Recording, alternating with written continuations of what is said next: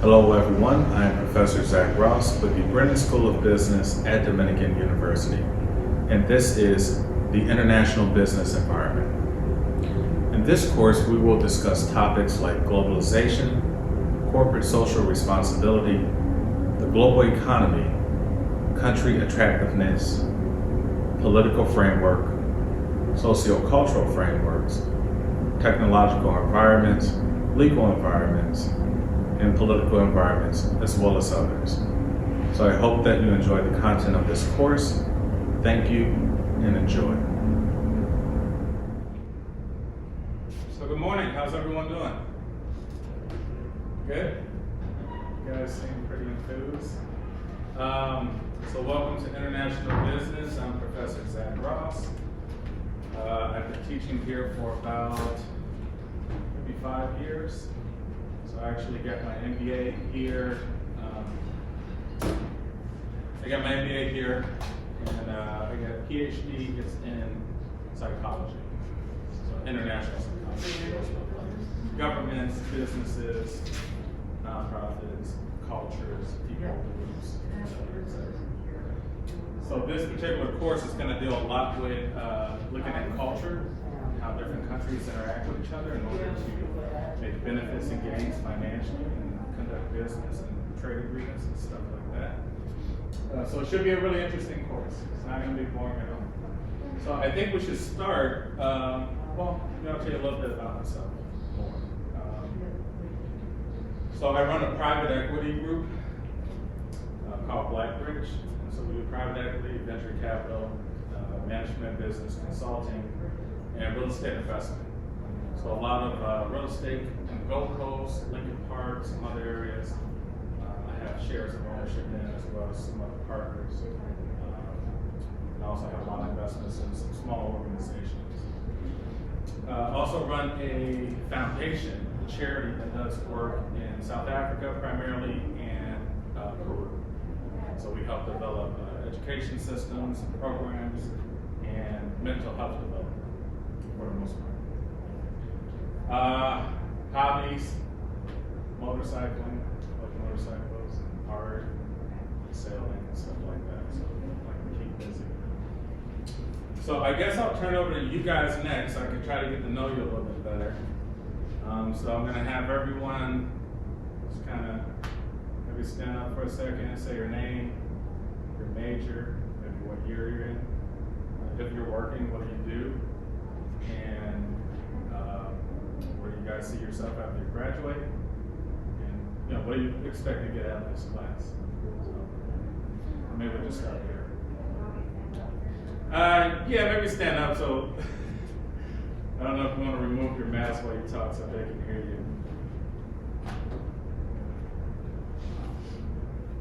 I'm Zella. I'm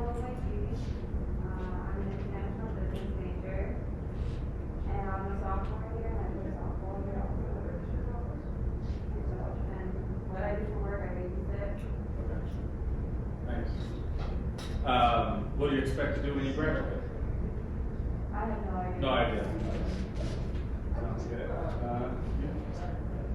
My name is Ethan. I'm a junior here. I'm an international business major. Yeah. I work as a concierge at the senior level. And after I graduate, I want to work in logistics. My name's Nadine. I'm a senior.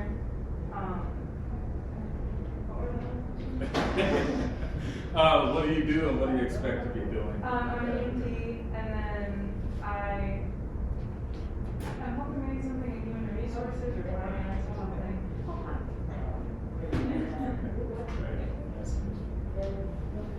My name's Leslie. I'm a junior. I'm doing international business, marketing, and a minor in economics. I'm currently an intern at Argonne National Laboratory.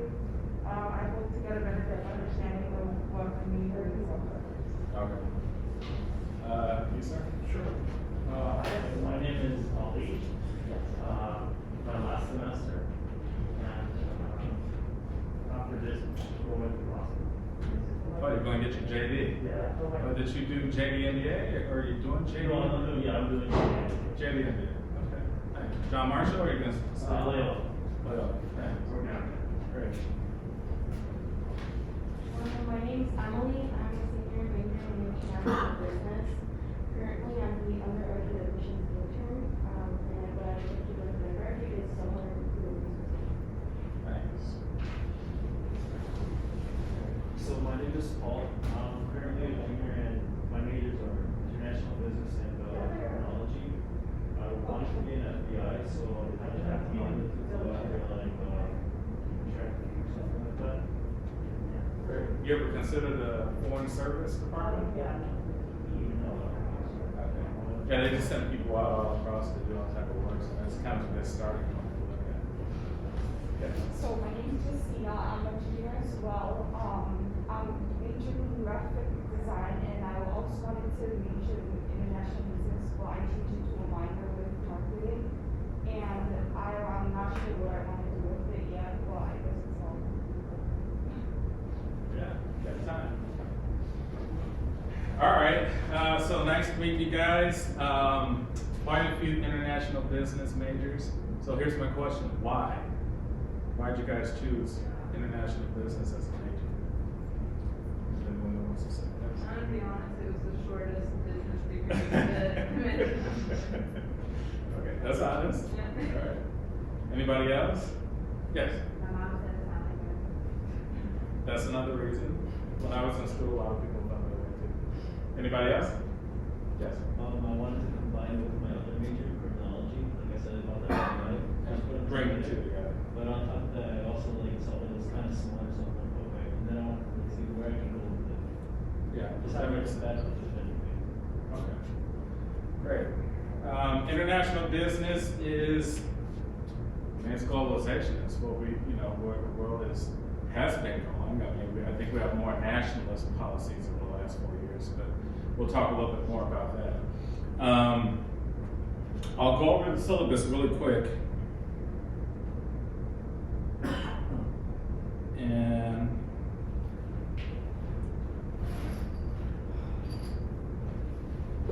so it's kind of long, but don't get, scared about it. The course is going to be pretty straightforward.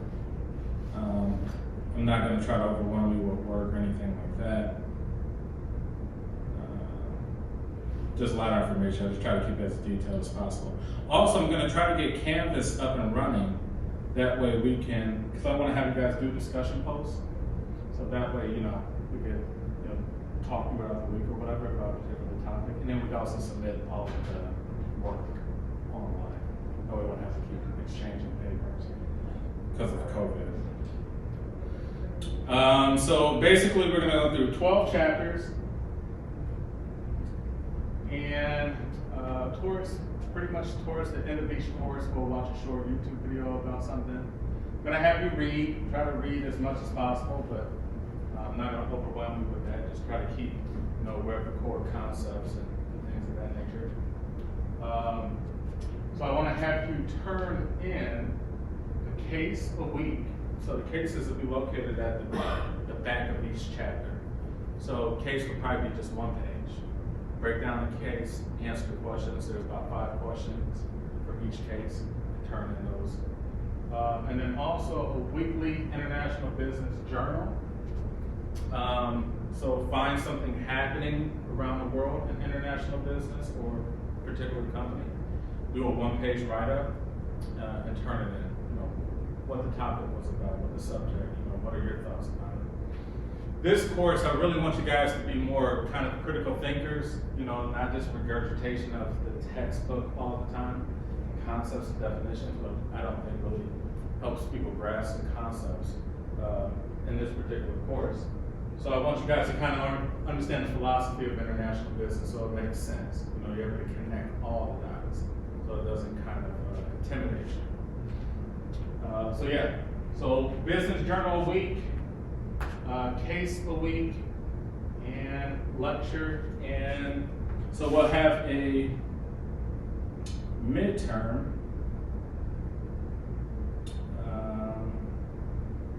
in week 6. No, actually week 7. Week 6 is midterm review. So we'll have a midterm, week 7. It'll be 45 minutes long. probably be maybe 2 questions, and I want you to be open-ended responses. You know, basically everything you've learned so far, and apply it to those particular questions.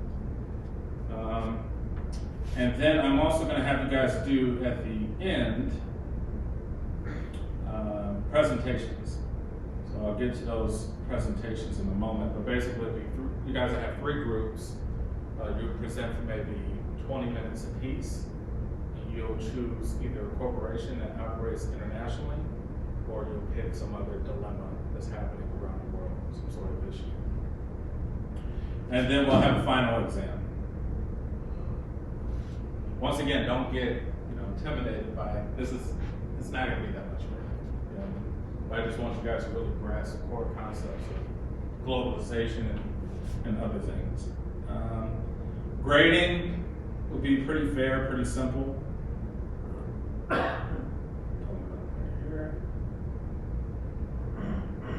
I put some sites you can check out and also some other topics you can check out to understand more. There's the grading, pretty simple.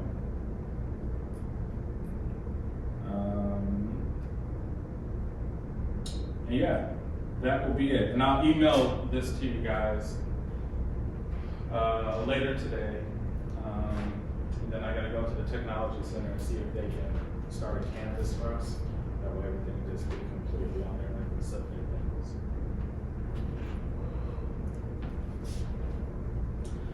All right, let's get started here.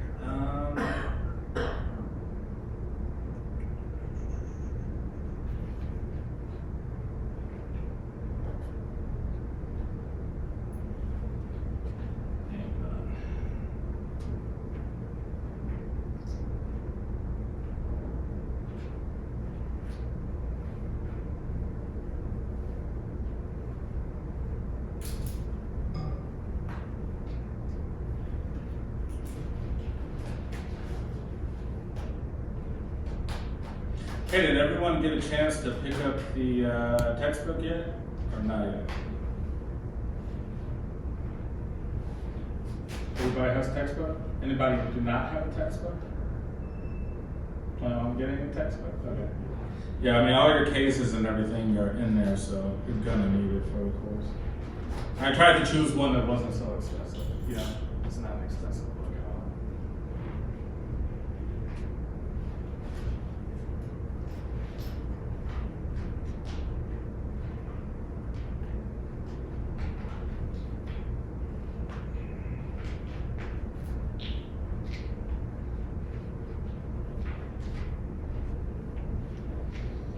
All right, we will start off with the purpose of this course. I want you guys to understand the nature and process of what globalization is, all the mechanics of it, how it actually works, who are the actors involved in globalization, how international business environment can be applied to your current or future endeavors, how this will relate to what you're going to be doing in the future, and also some other options to look into in terms of work once you graduate.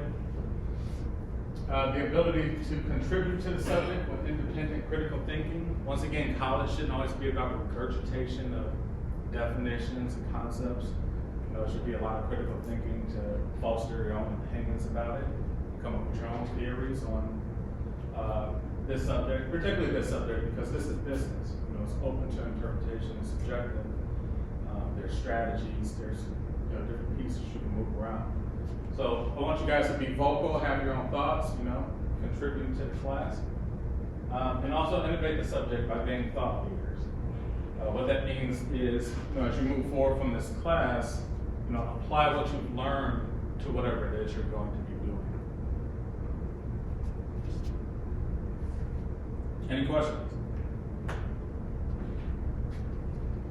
All right, globalization. Anybody have a concept or vague concept of what globalization is or what it means to them? What you think it could be? Yes. The world can be more interconnected and culturally. Absolutely, yeah. It's interconnectedness, but basically it's people connecting, right? We're connecting labor, so human beings are moving around, they're migrating in order to work or live somewhere. Those people contribute financially to the host country that they're in, and also their original country that they're from. Businesses do the same for particular reasons to save costs, for advantages, for strategic advantages, for material resources. So you're creating linkages and interconnections between nations. Another way to think about it is the United States is comprised of 50 states, District of Columbia, Puerto Rico and Guam, American Samoa, American Virgin Islands. So you can think of really the United States as 50 countries, really all together under one umbrella, right?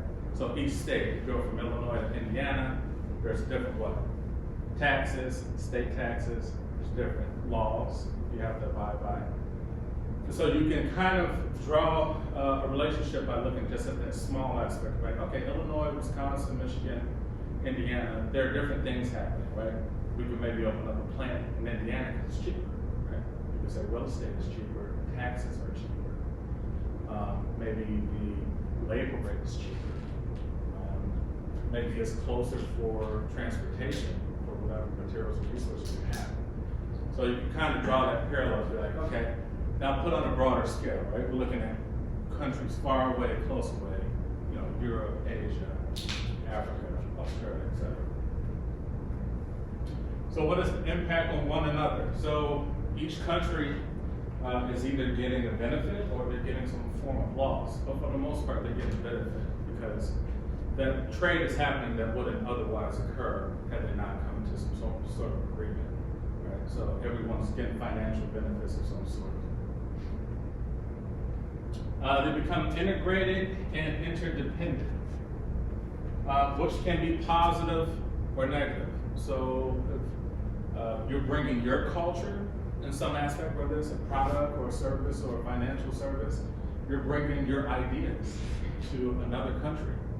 And you're instilling your culture, your values, but you have to now mix it up with their values. People are going to be working for you, the consumer base there. You have to learn how to build those relationships, their belief systems, how they do business, all these different things.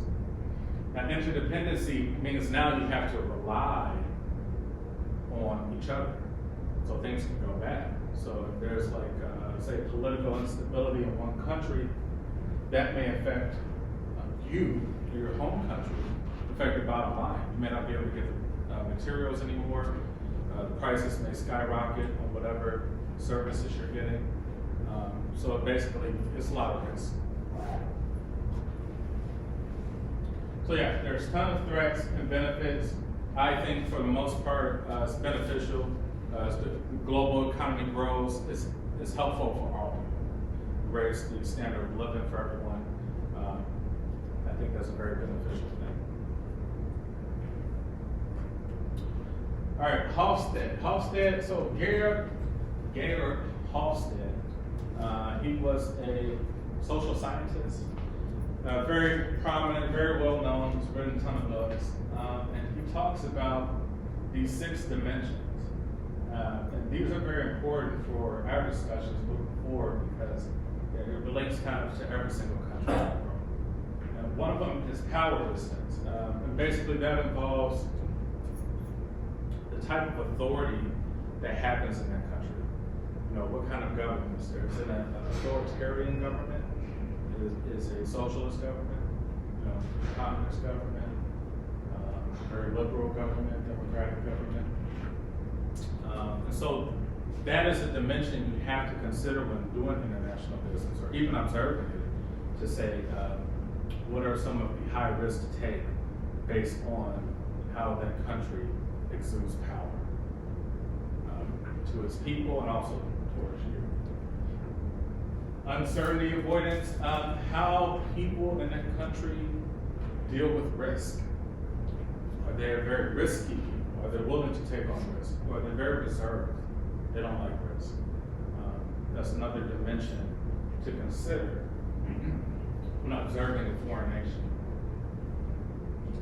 Collectivist and individualist society. What do you guys think here in the United States? Do you think we're collectivists or individualists? Yes. How so? So it's not like communal in a sense, Mhm. you know, kind of like Korea would be more communal, whereas we, you know, we work and we prefer to, like, generally have to pay less taxes and we worry more about ourselves, our family, rather than the community. Yeah. Okay. Anybody have something up? Yes. I mean, I think if you think about it politically, we're kind of individualist because if you think the way that we're running things here, like for example, we care about a small circle of large, we care like the socialist, for example, that could be a thing. Okay. Anybody feel that we're collectivists by any means? Not at all. You don't think our current political environment makes us a bit tribalistic? Yeah, I think for the most part we are individualistic country here. People want their own identity. They want to be able to speak out, have their own voice, create their own individualism. But I think there's very subtle collectivism. We are a tribalistic country in some sense. People still coordinate and get together by ethnicity, by political affiliation, by other means, religious aspects. Yes. So you think over the past like, year, from 2020, we've tried to be more collectivist? I think we've been collectivistic in certain areas. You know, so politics have become new sports. Who's your team? Who's your guy? You ride or die. You know, so in that aspect, we've become collectivistic because we become nationalists. You know, so a lot more nationalism as opposed to, hey, let's just interact with the entire globe. Feminine and masculine societies, you know, are women allowed to have the freedoms to interact in business? Are they able to contribute financially? Are they able to have higher power offices in companies? There's another dynamic. Indulgent and restrained. Do people purchase a lot per household in that country? Do they value a lot of things? Do they value luxuries? Or are they very simple people? You know, they're restraining and save money as opposed to spend all the time. You guys think what do you think we are?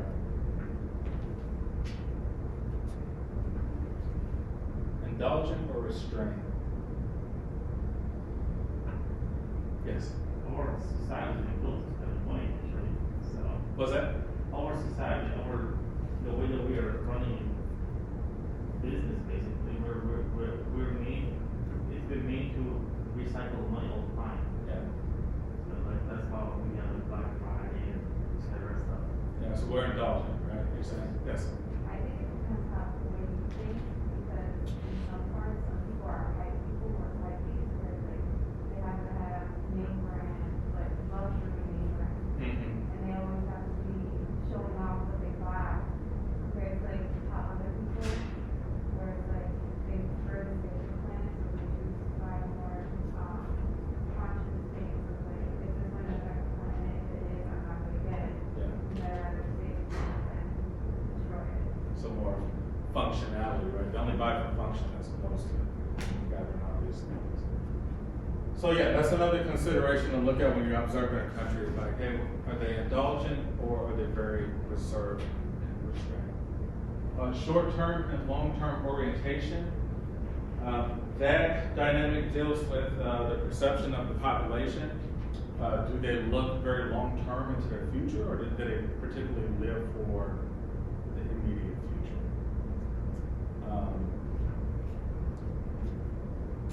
Trying to think of an example. What do you think we here in the United States? Are we short-term or long-term orientation? Do we view the far out future, or are we more immediate, like within our near future? For our decisions, our behaviors, our purchases, etc., our savings. I would say long term. How so? Just because there's so many ways to save, like you said, save long term. Just I think there's so many ways to save long term.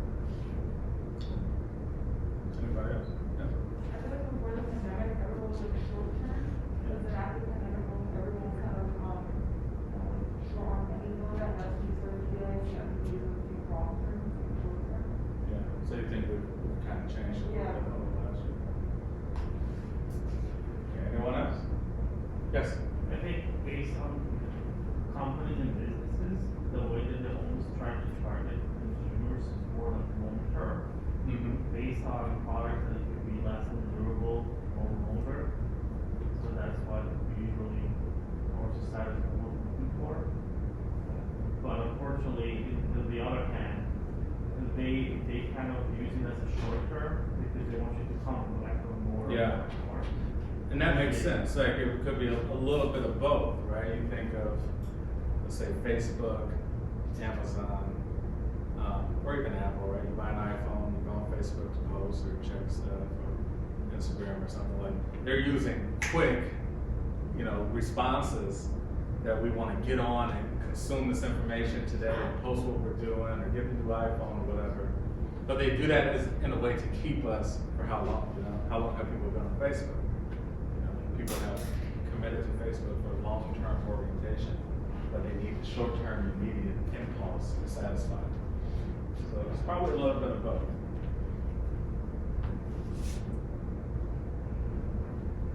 So globalization is not global yet.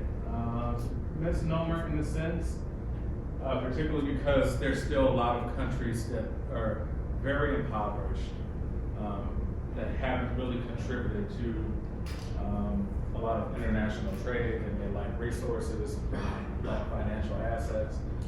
Other countries may, not be dealing in business with them for political reasons, or they can't get in. There's a lot of barriers to entry. But the particular 4 areas, we'll call them blocks, are Western Europe, which is primarily the European Union, the North Atlantic Free Trade Agreement. Well, pretty sure you guys have heard about that, NAFTA, which is primarily Canada, United States, and Mexico. But there's other countries involved in here. Japan is one of the largest blocks of economic activity. And China. China is becoming the major player in economic activity around the world. China is building up a lot of the Middle East and a lot of Africa, a lot of infrastructure, a lot of foreign direct investments by China. So they're becoming a massive player. So yes, globalization is a real thing, but it's not as global as it could be.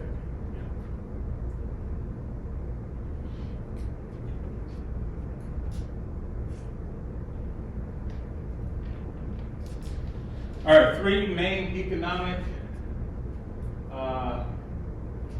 financial indicators of globalization. So international trade of goods and services is a huge factor of what globalization is. Transfer of capital from one country to another. So transferring money in some form, whether it's human capital, financial capital, money, exchange rates, exchanging actual currencies. And the movement of people across national borders.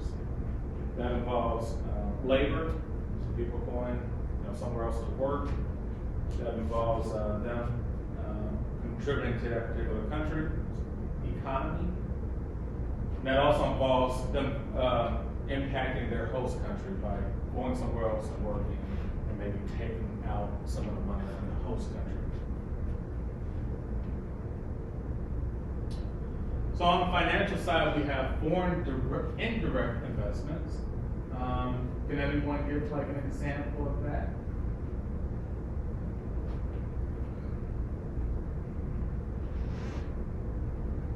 What's like an indirect investment in a foreign country? Any idea? So financial assets, like what? What are some financial assets a person can have? Yes. Yeah. So you buy international stocks, buy international bonds, you may buy international government bonds of some sort. But you don't have, say, physical investment there, which would be FDI, foreign direct investments, which you're purchasing something for production facilities, purchasing some real estate. So you're purchasing something tangible as opposed to just financial assets. And the integration of financial markets. So, you can think here we have different stock exchanges. Right? You have the Dow, S&P, all these different exchanges. And now we've integrated a lot of foreign companies into our exchanges. So China, Japan, they all have companies listed on some of our stock exchanges.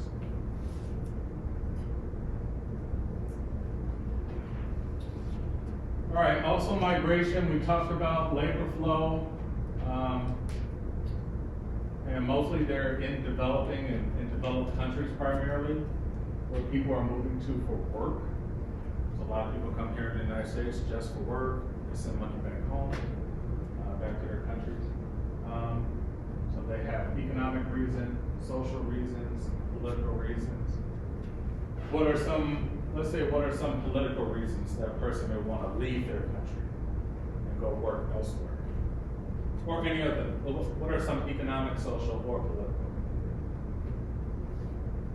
kind of factors that will make someone leave their country to go work elsewhere? Yes. I can use like a personal example, because my family was born and raised in Egypt, and they were Christians, but all the society there is Muslim, so they social reason. They moved to society that's more Christian, because they feel like maybe more accepted there. So yeah, you can go for religious reasons. Okay. Anyone else? Or anyone who can have like a family background that may have moved somewhere or even here for reasons? Yes. War. What's that? War. War? Yeah, absolutely. I mean, it could be political instability, country is war torn, there's no money to be made, and the kids have to survive with your family and try to make money. And also, so there's also just basic short-term movements, right? People, executives going on business trips, traveling, people going to interact in business environments, students, so you have foreign students going to other countries, they contribute to their economies, they spend money, they do things, they travel. And just your basic tourism, right? We just hop on a plane, we go somewhere, we just spend and purchase, and so we're contributing to the economy of that country as well too. So yeah, that is migration.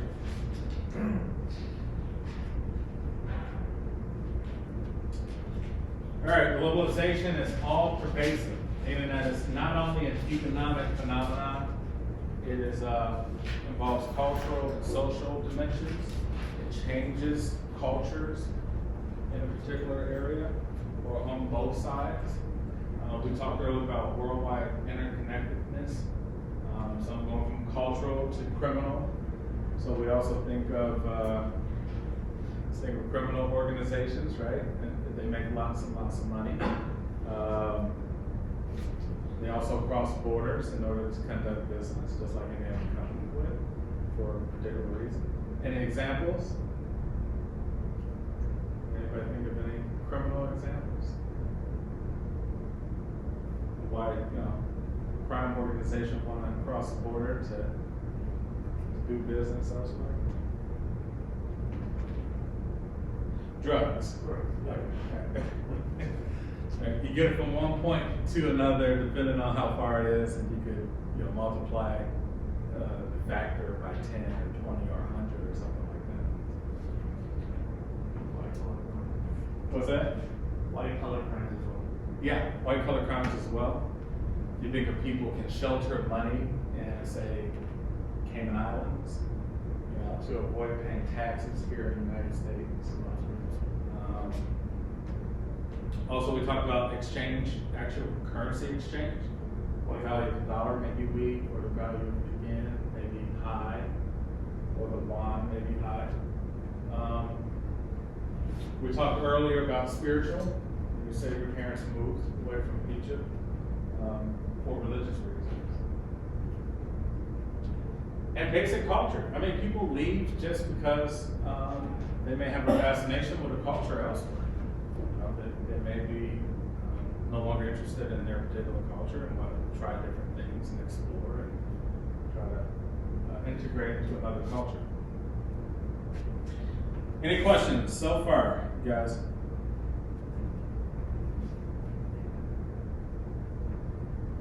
Let's do, yes. So I have a question about the defendant and national society kind of.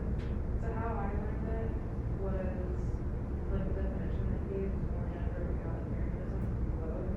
And so I'm just wondering, because I learned that feminist societies are more like cooperative and try to compete more, whereas masculine societies are more assertive, they pride on achievement and stuff like No, it is, actually, yeah. I mean, it's definitely, feminine versus masculine, dimensions involves, kind of nature versus nurture, per se. Okay, so it's more feminine. It's more about helping, helping the elderly, the senior citizen population, right? Developing children, developing education, and things like that, as opposed to a more assertive, you could say maybe a more assertive, like here in the United States, where we're competitive. It's basically win at all costs. So people are competing without a lot of emotional attachment when you're conducting business. So yeah, absolutely. I mean, it goes even further, but just to give a brief overview. But later on we'll dive more into that.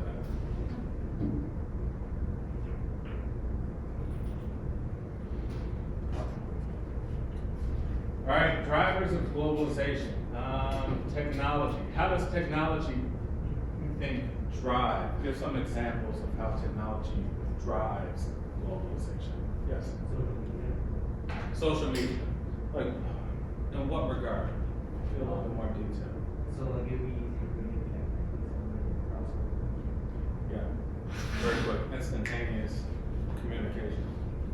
It'd be a lot easier to do sales online, buy anything from anywhere, sell online. Yeah, absolutely. So online retail, online financial services. Anything else? Innovation.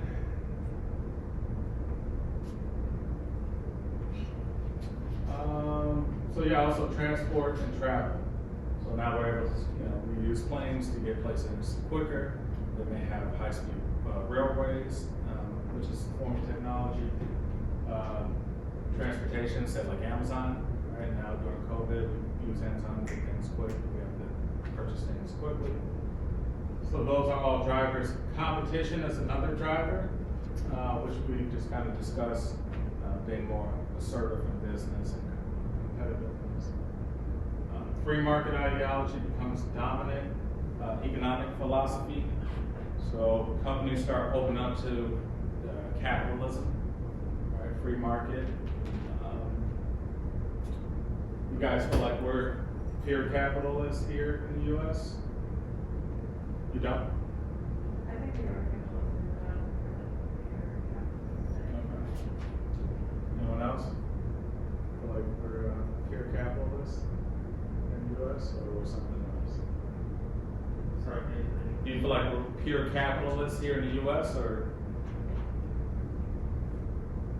I mean, the United States is both of them capital. Yeah. Well, capitalism, I think, is kind of somewhat. Yes. I'm sorry, and also even though if anybody or a portion of the Americans here, they're trying to move to the left direction, like more socialism. Mm-hmm. It's always been rejected and go back to them. Yeah, I can see that. So it's been always hard to get off of them. Yeah, I just, there's really no pure capitalist society. If we study economics, you always know that we have a Federal Reserve Bank, right? And it pushes out money to the banks and it changes interest rates in order to induce people to take debt and buy stuff. Well, we also have things like Social Security, right? We have things like Medicare, Medicaid, which I think all political sides agree on. There should be some form of that for the older populations or impoverished stuff like that. So whenever, really capitalist purely, there's always a form of government intervention, right? Kind of settle out peaks and troughs. But yeah, I think we're one of the most capitalistic. But yeah, a lot of countries are starting to take on that role. You see these countries all begin to have Federal Reserves, central banking systems. Most countries have them now in order to regulate interest rates, in order to induce and motivate people to take on loans, in order to buy things, homes, cars, and start a business. So it's a way to change human behavior in the market system. And also political and regulatory drivers. Those deal with tariffs, increasing tariffs. That may thwart a lot of business from coming to your particular country. There's a lot of red tape for things to start businesses or invest in things, and that's going to stifle doing business across the board.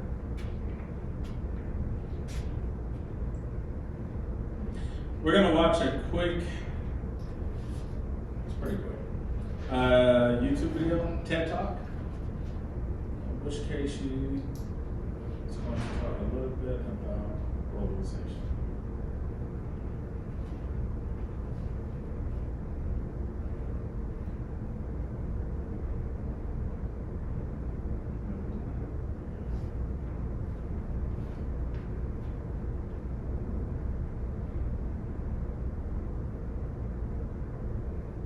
Let me see if I can pull that up.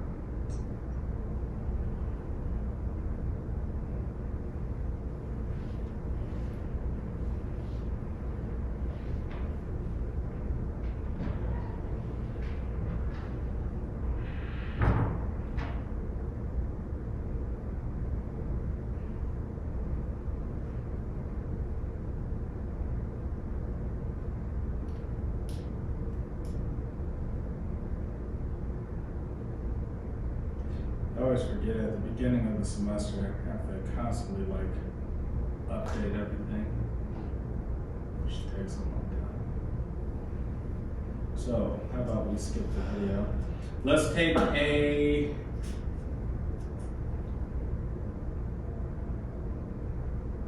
5-minute break. Take a 5-minute break, and we'll finish up here with a few more slides. Right back.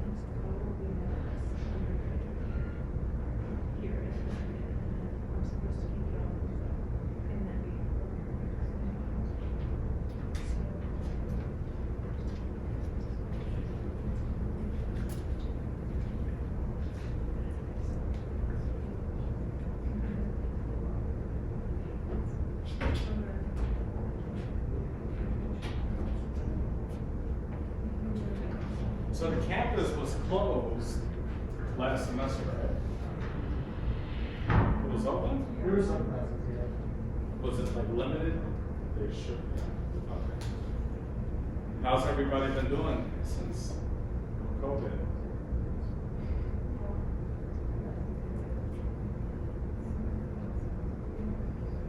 You guys think it's gonna get any better anytime soon? So we did the vaccine. Yeah. Are you guys willing to vaccinate? Everyone is? I was asked. What's that? I was asked at work. Okay. Oh, yeah. You don't know if you want to do it? Yeah, I'm not sure. Sure, right? I do too. I mean, I'm still a little skeptical about it, you know? Kind of like, what if something goes wrong? But I think for the most part, it's kind of worth it for everybody. I think mental health is like starting to really get bad.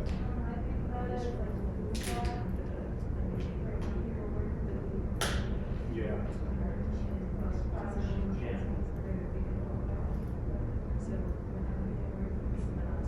Yeah. Yeah, hope it all works out for everybody.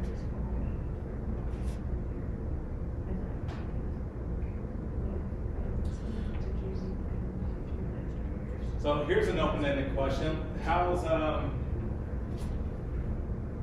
has your college experience been here in Dominican?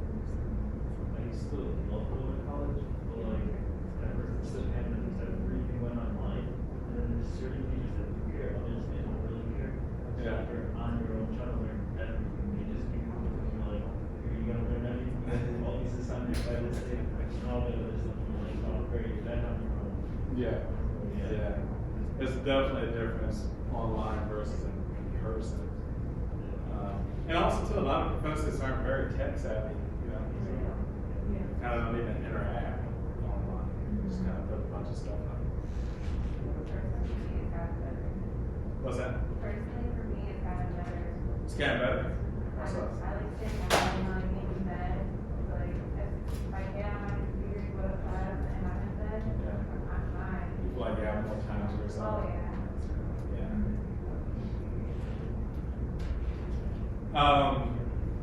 But you guys think college overall, is college still working? Not sure. It's a personal thing. Personal. Yeah, for some people, like, the main reason why I went for 4 years was because of awful. Oh, okay. So, and I wanted to finish my 4 years in college myself. But if I didn't have that part of college, I probably would have gone to school here and all the place. And for some people, or trade. Yeah, trade schools are becoming big. Trade, I think, is more of a personal thing. Yeah. Some people can trade and be perfectly fine. Like they have everything they need, they're happy, all that matters. So, there's nothing wrong with it. Anybody else? I feel weird that it's like online because that's not really what I said before, you know? Yeah. Like when I first came a few years ago. It's just weird, like, because I feel like now students, like my sister's in high school, she's a junior in high school, she like thinks that when she goes to college, she's gonna be all online, so like she kind of knows what she's getting into, you know? Mhm. And like when I came here my first years were in person, and then all the time she's like, Everything online. Yeah. Yes. Well, for me, personally, I don't like it, I'm like a more in-person kind of person. Yeah. I don't know that, like, you don't get experience all like the social events, just the, all of the city runs on campus. Also, it's no way up on campus, like, all of these college experiences. Kind of went down. I agree. Just like the other things about college that adds a lot of value to it, you know, Yeah. other than just going to class. I definitely think it's changing. I think people are changing how they perceive college education. So we'll see how that goes. All right. We'll have to get 2 videos next time because I get together all the technologies.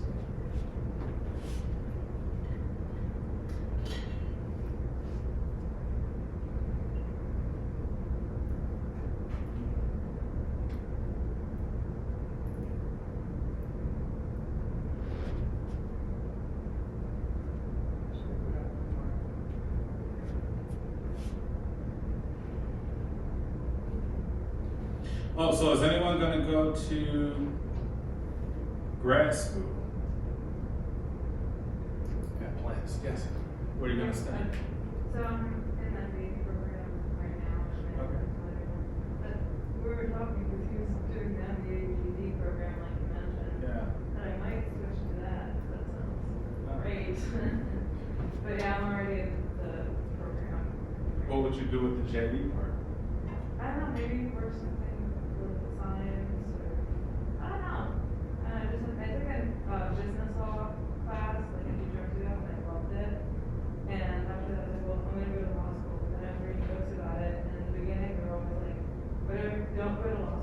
Because that part had a great mind go, but they always wanted to not go to law school. I was like, you know what? If these books are telling me not to go to law school, maybe I won't. And then, you know, the MBA program here is only a year if you do Yeah. accelerated one, so I'll just do this, but I don't know. Yeah. I'd say, you know, law school is a lot of money. A lot of money is a lot of time if you're not gonna. Yeah, I think law education provides a benefit other than practicing as an attorney. You know, it does give you very, very critical thinking skills. You can do other things with it, you know, you run for government, investment bankers, stuff like that, hedge funds, and things. But I don't know, it's a lot of money, it's a lot of time. But yeah, I did a year of law school. But I decided, I was like, I don't want to, after learning what attorneys actually do day to day, oh my God, it's kind of boring. You know, I don't know if it's worth the time and the money, because I'm much more interested in business. Who else? Grad school. Oh yeah, okay, law. Well, what kind of law are you going to practice? International political science. Okay. International law. Yeah, that's what I would have done for. Yeah. Pretty interesting. Somebody over here, grad school? No grad school? Not sure. Oh, what about PhD? It's so far away. Maybe now at law school. I wouldn't do that. You want? No. You know what? It's the JD is not really the highest that you need, right? There's higher. They got an SJD, an LLM, these things. So, I was just telling Nadine that I'm having kind of an interest with the UN, and Yeah. they're requiring all of that. Because Oh, they're requiring all yeah, that? they don't believe in bar exam, actually, they just want LLM, just keep going, work internationally. Okay. Like, are you going to be working for ICJ, International Court of Justice, or something like that? With the Hague? Maybe in a high, something, Okay. as if I was criminal, international law, or political science, and stuff like that. I mean, it's broad, or whatever. Well, you got time. You know what I say do it all. Do it all if you can. Do it all if you can. I'm not a big believer in like people who go and get 2 bachelors or 2 masters. You know, I just found it to be kind of counterproductive. Like you go among bachelors, masters, law, PhDs. But the PhD, I think, it changes the way you think. It changes the way you perceive the world. You start to recognize that we know very little, you know, in a finite sense. And that so many things are interpretive, subjective, theoretical. But it gives you good research skills. All right, some barriers to globalization. I think we talked about government policies last slide, such as nationalism, which I think our country has kind of adopted that policy over the last 4 years, where we are more concerned with keeping things here as opposed to opening up the entire world. You guys, what is good and bad about, say, a nationalistic policy, governmental policy? Yes. I feel like sometimes you don't care what your nation is doing is bad, you're so loyal. Kind of like, when an extreme example of like Nazi Germany, people are really loyal to their nation, they can't do anything wrong. So you might not be able to see past your nation. Open-mindedness. Yeah, because you're so loyal. You're in a bubble. Anyone else? Being a nationalist country, we're kind of focused only on people here and businesses here, the labor force here. Was there anything great about it? Yes. It's more easy to manage and faster to grow. Like most of these countries, they're kind of like new countries, like Middle East and United Arab Emirates. They're more nationalist, even though they're doing a lot of our country, and they're developing, but they're always focusing on Yeah. why they stopped dealing with oil producers and stuff, focusing in tourism and all the states. Yeah. Because it's easier to grow and make better. Yeah, definitely, and it made it very attractive to kind of insulate, right? Even if people do want to have direct investment, they make sure that it satisfies the UAE. Tariffs, high tariffs, low tariffs can be barriers to globalization. And foreign aid used to leverage home country churches. Any examples of that? Like a country giving money to other countries, kind of as a way to leverage economic. I mean, you said it earlier as China, funding like the Philippines and Yeah. Yeah, absolutely. Because China sees long-term advantages, building infrastructures and creating relationships so that they're well built in the future to get what they want from the governments. Yes. There's a lot of countries also that third world countries, especially in Africa, like for example Rwanda and Ethiopia, that they are just going to the next level. And China's almost focusing on those. Like they're kind of like reinventing again the Silk Road through Africa. There was kind of like a way of sea level that they want to just do trading between Africa and China. Yeah. And it's like the way that they benefit from those countries and as well as China. Yeah, absolutely. Yeah, the Silk Road projects that they have going on. I think Chapter 1 talked a little bit about how China is developing kind of ways to get easy to Africa, to India, Pakistan, Europe, other countries. So they're investing heavily into those countries, basically offering a lot of money in order to have a long-term benefit down the road for China. Which, you can say you're a nationalist country, you're not doing that. You're not building any infrastructure that leads to another country because you're only concerned with your country.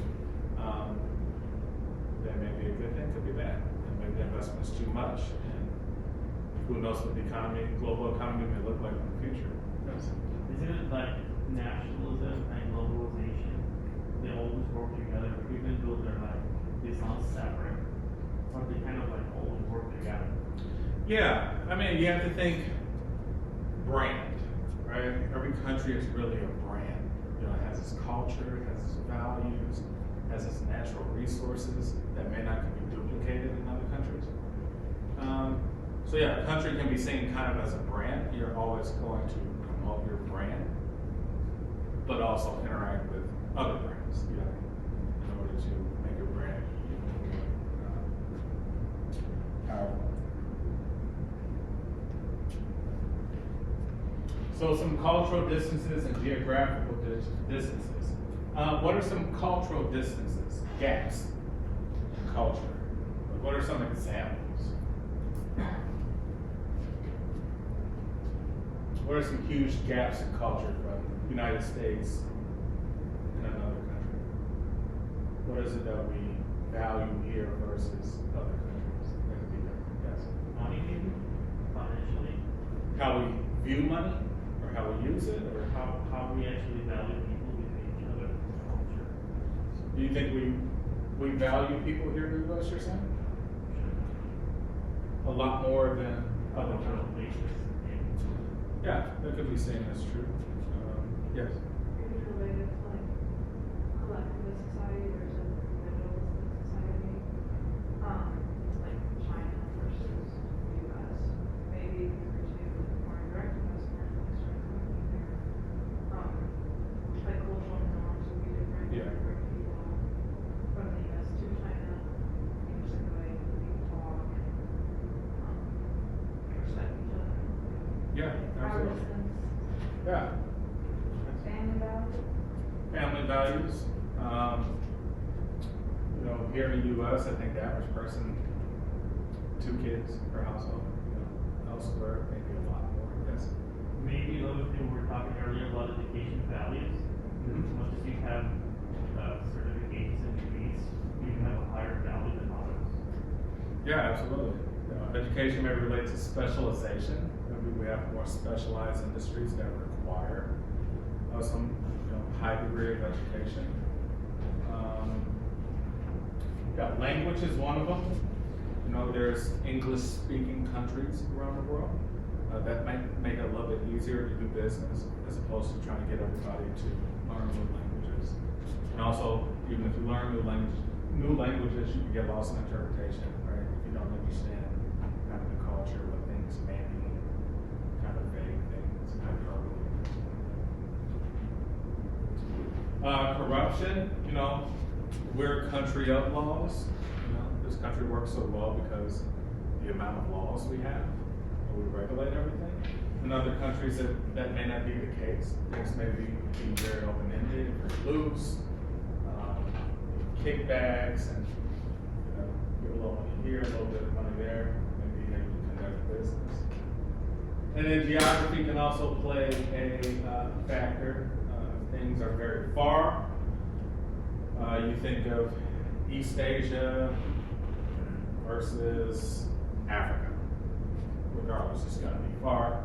It may be very difficult to get materials, resources there, economic vibe.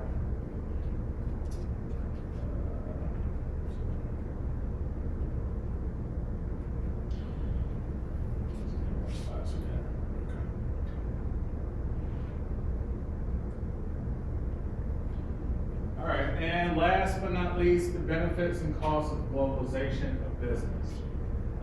Some of the benefits are they open up new markets for business to grow. Can you guys think of any companies based here in the U.S. that really kind of spread out globally? It's really starting to take off globally. Yes. Apple. So Apple is only second to Samsung in terms of supplying smartphones. And so Apple they manufacture in China, but they design in California or whatnot. So it increases business for China, but it also increases business for everyone else who purchases Apple products around the world or invests in Apple. Cheaper products, labor or materials. We think if Apple was produced in California, actually manufactured completely in California, how much would a MacBook cost or iPhone cost? Yes. Would Tesla be an example of this as well? Because I know they're doing that in China, and I think it's Model S or something else that they make the car cheaper there, just so it makes it easier. Yeah, absolutely. Because China has a cheaper labor market, but China is starting to, how much they pay their employees is starting to kind of increase. It's not as cheap as it was 10 years ago. But yeah, your profit margin, if you can get the same device or product made in another country, maybe with the same quality, hopefully, you can increase profit margins, which helps everybody. Some of the, let's say, costs, complexity and higher risk. So, like we said earlier, if you're dealing with a foreign country as opposed to staying domestic, you're dealing with different rules, different laws, different taxes, tariffs, cultural barriers, languages, all these different things. So even if the product was cheaper, there still may be some things involved in that process that may make it very difficult for you to thrive as a business. And removal of barriers and being protected from foreign competitors. What's that all about? So if you remove the barriers and you say, all right, we open up the floodgates, but now we are completely competing with companies all across the world that we would otherwise have competed with. Any examples of that? What are some products that you think have really high competition from a foreign country in the U.S.? Yes. The fast food industry, like McDonald's, which is very the like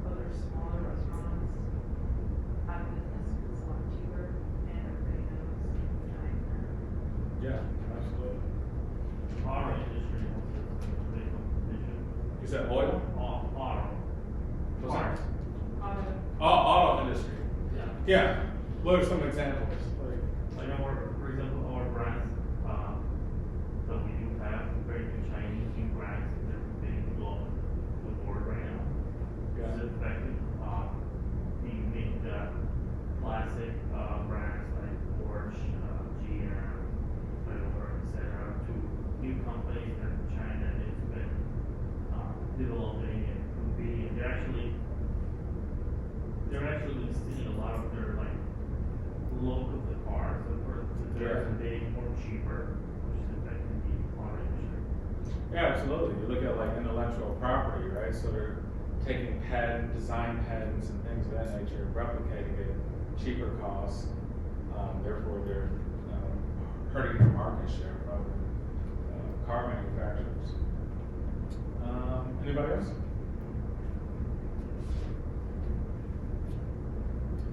And last but not least, dependency. You therefore become dependent on another country for a number of reasons. For financial assets, hope that their politics stay relatively the same, natural resources, their location in terms of transportation.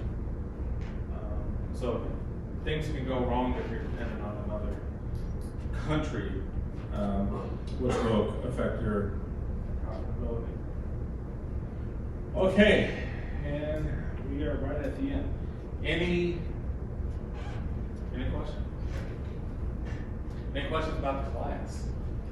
Yes. So, are you gonna post like the case studies on not the actual questions or anything, but everything that you're doing on campus, usually?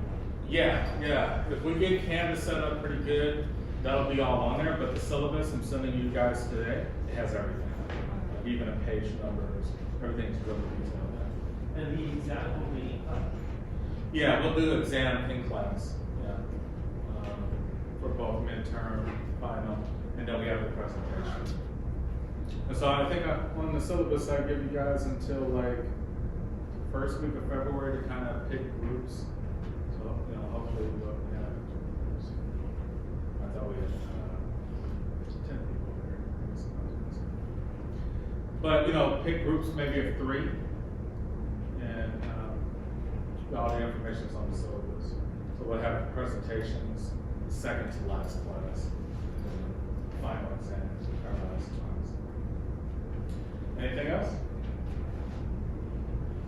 Yes. Anything new for this week? What's that? Is there anything new for this week? For this week, no. I think everything should hopefully run smooth. We'll follow the same format. We'll have lecture, questions, watch a short video. I'm gonna try to get maybe 2 guest speakers over the course of the semester. So I'm gonna talk to some of my friends and see if they're willing to come talk. I had a really good friend who works for the FBI. So I'll see if he's able to come in and talk. And he's done foreign service too, so he's been in Iraq, Afghanistan, Africa. He's done quite a bit of things. So he can kind of relate international business and culture, how to communicate, what are some of the things, values, and stuff like that.